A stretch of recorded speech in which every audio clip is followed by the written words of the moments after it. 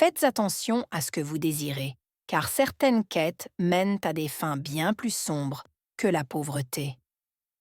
Dans un village reculé d'Afrique de l'Ouest, entouré de collines arides et de forêts anciennes, une légende circulait depuis des siècles. Le fruit de la richesse. Un fruit d'or caché au sommet d'une montagne maudite qui conférait à quiconque le trouvait une prospérité infinie. Mais la légende disait aussi que personne n'en était jamais revenu. Personne. Jusqu'à cette vieille femme. Le village d'Asuka connaissait des jours sombres. La sécheresse frappait la terre, les récoltes se faisaient rares et la famine gagnait du terrain. Les anciens murmuraient que les ancêtres avaient tourné le dos au peuple. Lorsque Mamat est née, la vieille femme du village raconta avoir vu, dans sa jeunesse, le légendaire fruit de la richesse. L'espoir s'empara des esprits tourmentés. « Je l'ai vu de mes propres yeux », disait-elle. Un arbre aux feuilles d'émeraude, un fruit d'or qui brille comme le soleil. Ce récit enflamma l'âme des jeunes. Pourquoi souffrir quand la richesse pouvait être atteinte? Une trentaine de jeunes décidèrent de partir. Parmi eux, Kofi, un jeune homme déterminé et respecté, guidé par la responsabilité envers sa famille. Awa, rusée et vive, qui rêvait de liberté et d'un avenir meilleur. Mamadou, un colosse protecteur, mais dont le cœur cachait des peurs secrètes. Idriss, avide de richesse et prêt à tout pour l'atteindre. Le départ eut lieu à l'aube. Le village entier les regardait s'éloigner, certains avec admiration, d'autres avec appréhension. L'air était chargé d'humidité et les insectes chantaient dans les hautes herbes. Ils marchèrent avec enthousiasme, portés par leur ambition, riant et échangeant des histoires. Mais la route était longue, et les premiers obstacles ne tardèrent pas à se dresser devant eux. Dès la première nuit, un froid anormal s'abattit sur leur campement. Le feu qu'ils avaient allumé semblait vaciller sous un souffle invisible. Dans l'obscurité, des bruits inexplicables résonnaient. Des murmures, des rires étouffés, des pas dans les feuillages. Certains jurèrent avoir vu des ombres mouvantes entre les arbres. Au matin, Boubacar, l'un des leurs, avait disparu. Son sac était resté intact. Ses empreintes menaient vers la forêt, puis s'arrêtaient brusquement. « Il a dû s'égarer en pleine nuit », murmura Awa.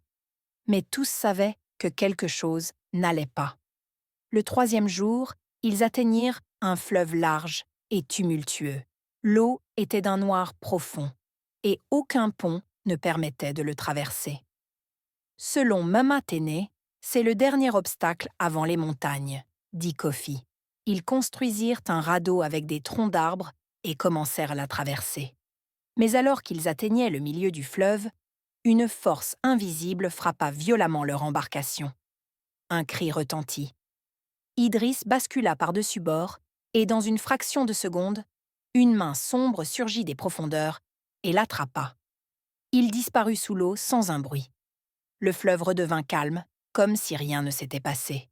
Mamadou hurla, attrapant une lance pour frapper l'eau, mais Kofi l'arrêta. « Ramez plus vite !» Ils atteignirent la rive, le cœur battant. 6 d'entre eux avaient péri dans la traversée. Aucun d'eux ne parla du fleuve après cela. Les jours suivants furent marqués par la faim et l'épuisement. La forêt se refermait sur eux, sombre et oppressante. Des silhouettes semblaient les observer à travers le feuillage. Des bruits de pas suivaient leurs mouvements, mais chaque fois qu'ils se retournaient, il n'y avait rien.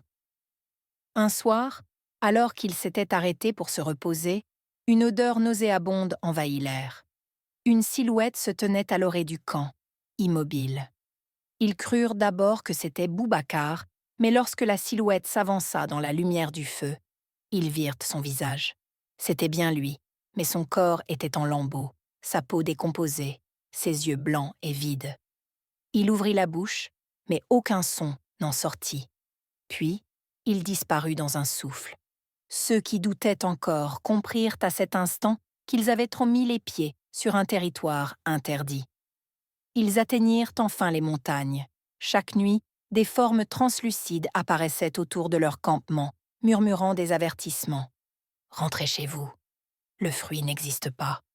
Vous êtes en train de mourir pour une illusion. » Certains voulurent abandonner, mais Kofi insista. « Nous sommes trop loin pour reculer. » Au matin, encore 3 d'entre eux avaient disparu, effacés du monde sans laisser de traces. L'angoisse s'intensifiait. Certains chuchotaient qu'ils étaient maudits. Enfin, après des semaines d'épreuves, ils aperçurent un arbre solitaire au sommet d'une montagne. Son tronc noir d'ébène contrastait avec ses feuilles d'un vert éclatant. En son centre pendait un seul fruit doré, brillant sous la lumière du soleil. Ils étaient en extase. « Nous y sommes », murmura Kofi, les larmes aux yeux. Mais alors qu'ils s'approchaient, le sol se déroba sous leurs pieds. Une fissure immense s'ouvrit, engloutissant l'arbre dans un grondement sinistre. Il n'y avait plus rien. Plus de fruits, plus de richesses, seulement le vide. Hawa tomba à genoux. Tout ça, pour rien? Ils étaient repartis 30. Ils n'étaient plus que 5. Le retour fut encore plus éprouvant. Chaque nuit, un des leurs disparaissait. Mamadou, fiévreux et délirant, murmura qu'il voyait le fruit, qu'il l'entendait l'appeler. Le lendemain, il était parti. Un par un, les autres s'évaporèrent, jusqu'à ce qu'il ne reste que Kofi et Hawa. Quand ils atteignirent enfin le village, ils étaient méconnaissables. Leurs yeux reflétaient l'horreur de ce qu'ils avaient vécu. « Avez-vous trouvé le fruit ?» demanda un ancien. Kofi resta silencieux. Hawa baissa la tête. Ils ne dirent rien, car la vérité était trop terrible à avouer. Le fruit de la richesse n'avait jamais existé, mais ils avaient payé le prix de cette illusion. Désormais, ils savaient que parfois, la plus grande des richesses, c'était simplement de rester en vie.